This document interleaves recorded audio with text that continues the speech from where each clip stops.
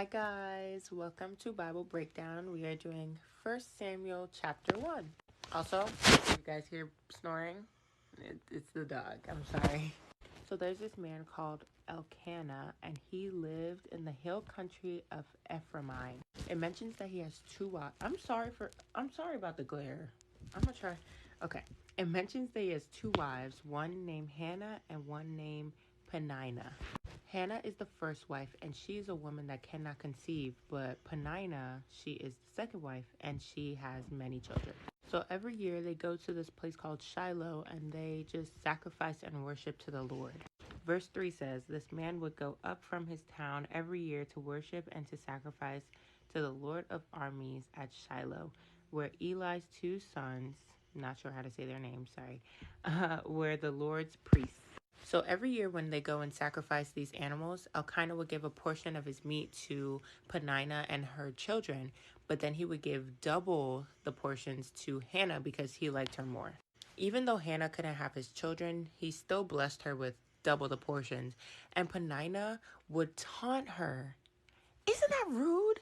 Like, she would taunt her for not being able to have kids. Like, that's so rude. She would do this every year.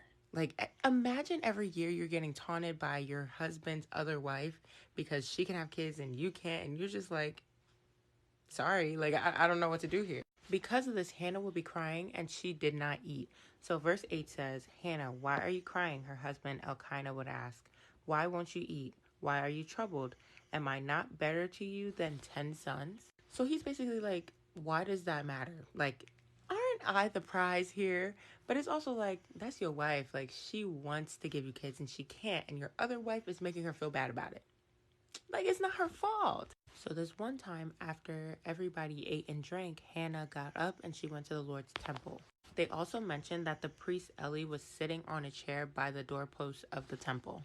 So Hannah's there before the Lord. She's crying to him, she's praying to him, and she says, Lord of armies, if you will take notice of your servant's afflictions, remember and not forget me, and give your servant a son, I will give him to the Lord all the days of his life, and his hair will never be cut. So you know how sometimes when you're praying, your eyes are closed, your mouth is moving, but you're not saying any words out loud, like you're praying in your heart? That is how Hannah was praying at the temple. And the priest Eli was watching her and he thought she was drunk. He was like, girl, what's up with you? So verse 14, he says, how long are you going to be drunk? Get rid of your wine. And Hannah's like, listen, this is a misunderstanding.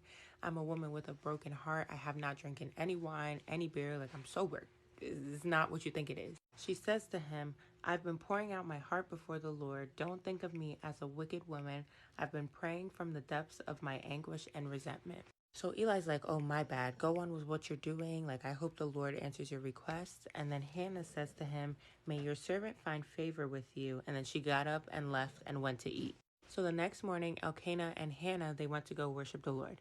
When they got home, they got a little intimate, you know what I'm saying? And the Lord remembered Hannah's prayer, so she conceived. Hannah gave birth to a son, and she named him Samuel because she said, I requested him from the Lord. So now it's about that time for their family's annual sacrifice where they go worship the Lord. And Hannah says that she can't go this year because she said, after the child is weaned, I will take him to appear in the Lord's presence and to stay there permanently. So she's doing that just to fulfill the promise that she made to the Lord if he gave her a son. So at this point, Samuel is weaned and Hannah takes him to Shiloh along with different sacrifices. Verse 24 says that she had a 3-year-old bull, half a bushel of flour, and a clay jar of wine. So after they slaughtered the bull as a sacrifice, they gave Samuel to the priest Eli. So Hannah says, I am the woman who stood here beside you praying to the Lord. I prayed for this boy, and since the Lord gave me what I asked for, I now give the boy to the Lord. For as long as he lives, he is given to the Lord. And then after that, they worship the Lord. And that is the end of chapter 1 of 1 Samuel. All right, that's all I have for you guys today. And we will be doing chapter 2 tomorrow. I love y'all. God loves y'all more. Have a great night.